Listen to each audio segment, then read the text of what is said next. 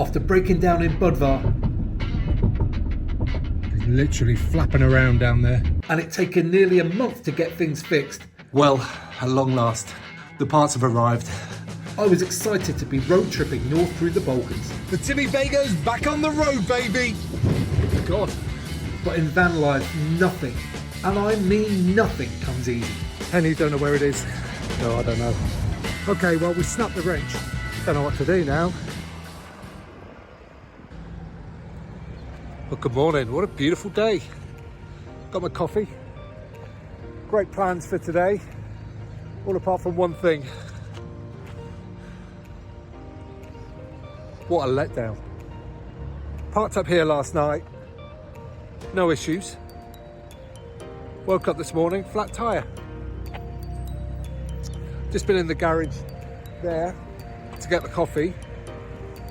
And they were very helpful. They pointed out that actually there's a mechanics just there. And there's a tyre shop just down the road as well. So it's still quite early, but hopefully once these all get open, we'll be able to get this sorted. Not the perfect start to a day, is it? But that's van life. Okay, just been for a stroll around town. Very sleepy waking uppy. Oh, that's a big JCB. Sleepy wakey uppy biatch, and I'm hoping now that this garage is going to be open. No, it's not. All right, rather than waiting around, I've decided to take things into my own hands a little bit and try and just get the spare on to drive it to the tyre place, because that's just a regular garage and there's a tyre place just down there. So helpfully on Ford Transits, the tyre is under there. So you have to undo this to get it down. Never done it before, so let's see how this goes.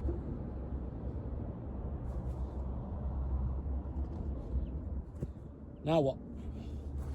Okay, good old YouTube. Just done a little search and check, and now with this bolt out, that's just to protect this hole basically, and then this goes in here, and when you unwind this, the tyre should lower down from the bottom.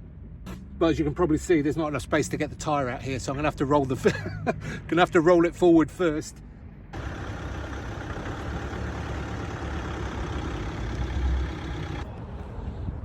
That can't be good for the tyre, but I don't think I had any other option.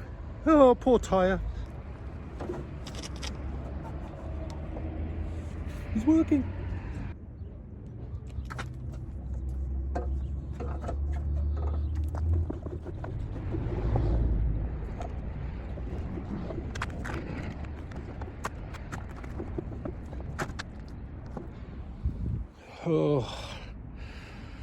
Oh, just remembered now, you need an anti-locking nut for these.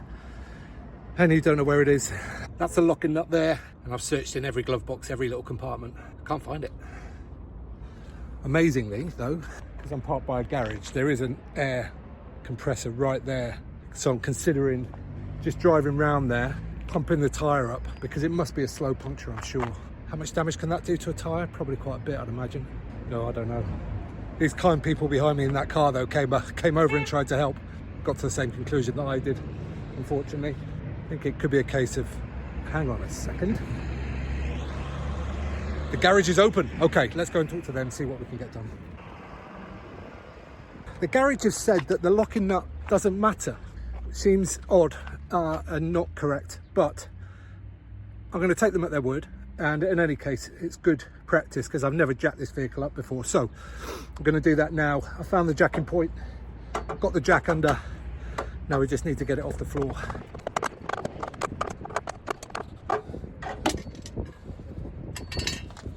Okay. That should be enough to get these nuts loosened. Let's see how we go. Hello.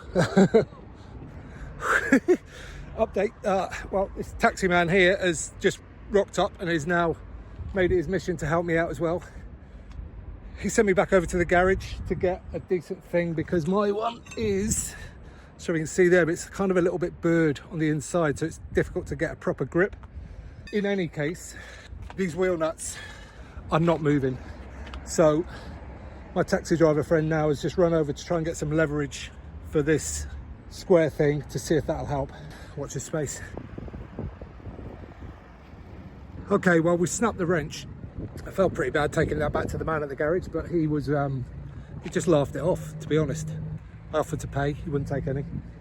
Next plan, drive the van from here to the air compressor here. But unfortunately, this air compressor doesn't seem to work. All of these buttons are turned off. Don't know what to do now. Maybe go to the tyre shop and see if they can come out and help me. I don't know, there's not much else really to do, is there? I mean, this isn't going anywhere, is it? So I might as well walk to the tyre shop and see if they will be able to come out and help. I've got a man to come and help me. Lovely little guy at that tyre shop, didn't speak any English, but the lady that worked there did. He said come back in half an hour, so I've come to this supermarket, which has got some of the most incredible produce. It's actually really beautiful. Maybe you don't expect that in the Balkans, but there's lots I like about the Balkans. It's like a little bit going back in time. But one of the things that isn't nice about the Balkans and going back in time is that everybody smokes inside, and there's a lot of smoking. So I just got this coffee from that cafe inside there, and I've come straight back outside because it is full of cigarette smoke, which actually doesn't trigger me too much, but it's definitely nicer being out here. Fingers crossed this little guy will be able to sort out the van somehow. Ideally just with a repair, a tyre repair, that would be nice. So I ate my chocolate croissants, drank my coffee and enjoyed the morning sun.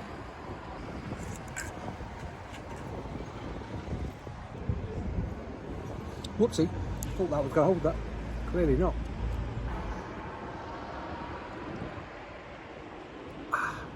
Whew. That was a strong coffee. My tyre guy came to the van and set about removing the wheel, but he struggled. So then he hit it with a hammer. But that still didn't work. After spraying it with some WD-40, he found another bloke who just happened to be passing, but that still didn't work. So we went back to his garage to find a much bigger pole to generate more leverage, and bingo, this wheel was coming off. And by the way, they were right, I didn't have to take off the locking nut. Then it was back to his garage to give the tyre a bath, figure out where the leak was, a quick repair, another bath, and then back to the van to put the wheel back on. Ta-da! Job done. What a lovely bloke. And his mate. They only asked for 20 euros to do that. All the time and effort it took to get that thing off, took it back to the shop, tested it, fixed it. It looked like just a leaky valve or something like that. Re-inflate, come back, put it on, 20 euros for the two of them. That's all they asked. I gave them, I'm not sure exactly what it was in Bosnian marks, but it was about double that, I think. Something like that anyway. So worth it, so worth it. Right, let's get on with this day, shall we? It's nearly midday. Expected to be doing something quite different right now, but that will come later in this video. And just before we hit the road, just reflecting on the kindness of people. That was 3 separate people who stopped and came over to offer help for no reward. They didn't want anything for it. The guy at the garage over the road there lent me his tools. I broke his tools. He wouldn't let me pay for it. And this guy called his mate over, who just happened to be passing, it seemed, to help him do the repair. And between them, a pair of them, they only wanted 20 euros for fixing that tyre. Yeah, thumbs up, Bosnia and Herzegovina. Good humanism, human traits. Humanity, that's the word I'm looking for. Excellent humanity. Okay, let's hit the road.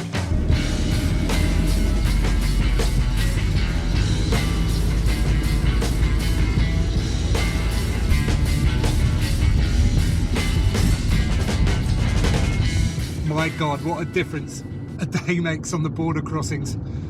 Through there in a matter of minutes. The guy who checked the van had a nice quick look round, saw my 25 litre water bottle in the back, and he went, "Is this water?" And I went, "Yeah." And he went, "It's not rakia." I went, "No." What? Yeah. Just such a difference compared to the border yesterday. So wild.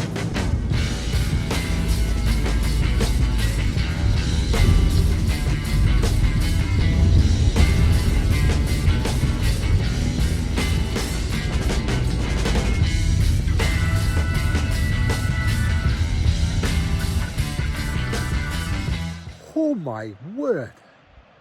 Look at this. Absolutely spectacular. Gorge, aqua blue, green water, snow-capped mountains in the background. What a spot. Cool castle behind. Welcome to Croatia. And we're going to be seeing a lot more of this tomorrow. Yeah, baby.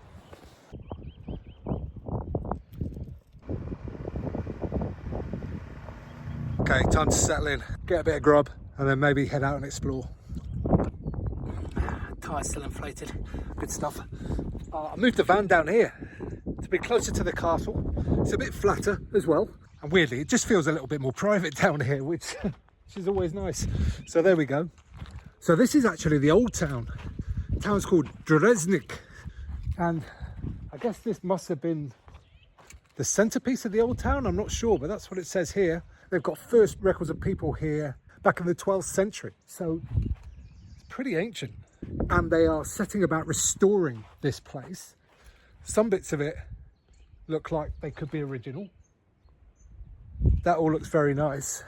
But there's some bits that are still absolutely in complete ruin. So the contrast is amazing. If we come through here, down here, look, this bit's getting restored right now. But if we look down here, that looks like it's literally just been dug up. That bit in particular there looks like it could just fall into the river at any point. But there is some contrast here. Some bits that potentially don't look quite as original. I mean, that could be my brother's driveway, to be honest. Except there's no gaps between these bricks. Okay, something I've had the urge to do for a good few days now. Been sat on my bum too long. Let's go. Do you want to come with me? Come on.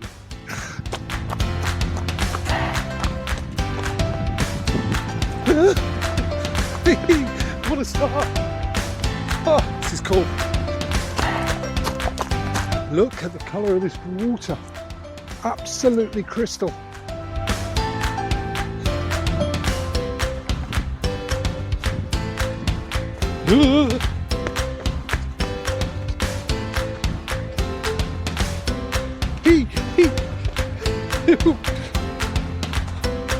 Oh, man, it's going to be Baltic, but I feel like I want to go for a swim.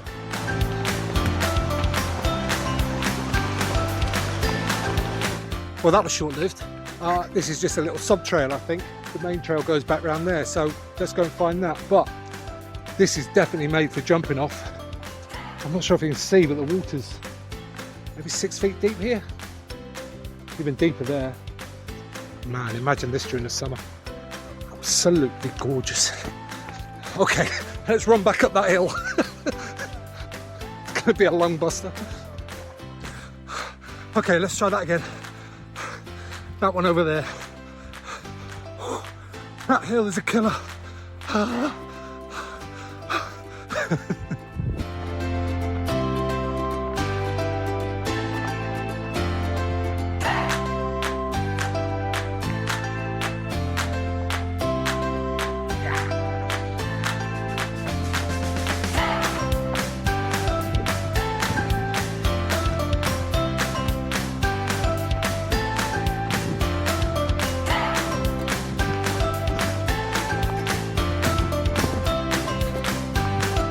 Oh, I'm going to have to come back up here.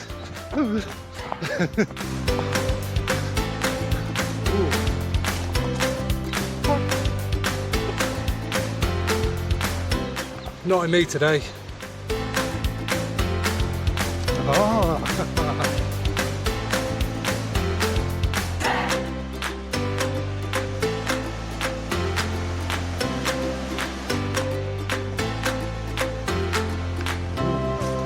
So janky. Can we get round here? Yes, we can.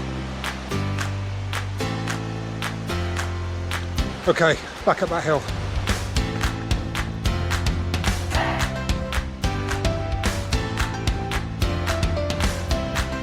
So much harder when you're filming.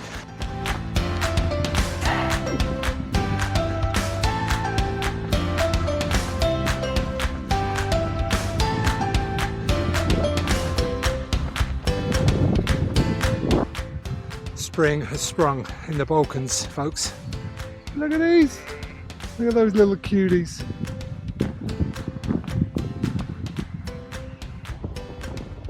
Oh, go on, get in there. So cute, they look brand new.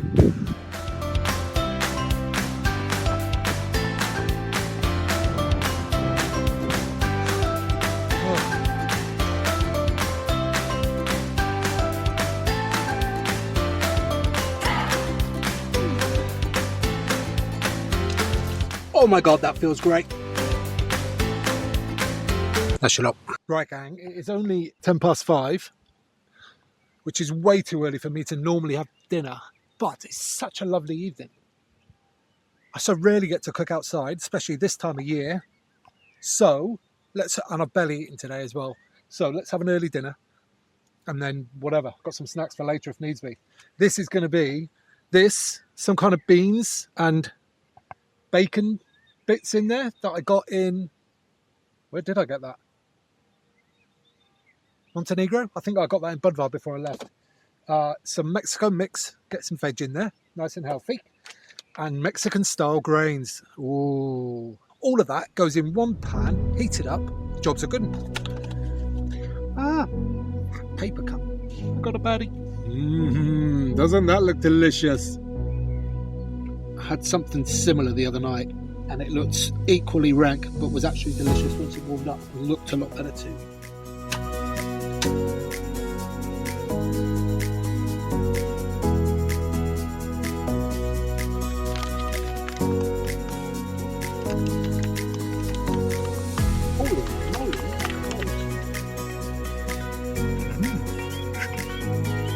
It's pretty decent. Give it another couple of minutes. Right, not going to lie, as soon as that sun goes down and the breeze gets up, it gets pretty damn cold. But this is going to warm me up 100%. Let's see how it is.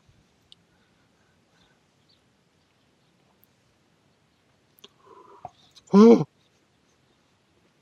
Yep, it's definitely warmed the inside of my mouth up. And judging by the spice, it's going to warm the inside of my stomach up as well. Oh dear Lord. Plenty of ventilation in the van tonight, I think. Eating straight out of the frying pan. Save on washing up.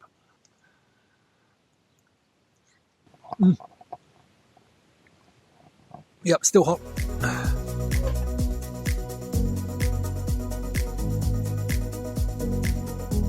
Very tasty. Yeah, that's a cracker. As I ate my dinner, I noticed there was a lot of decent kindling and firewood about. So I took some time to collect a stash before dusk fell.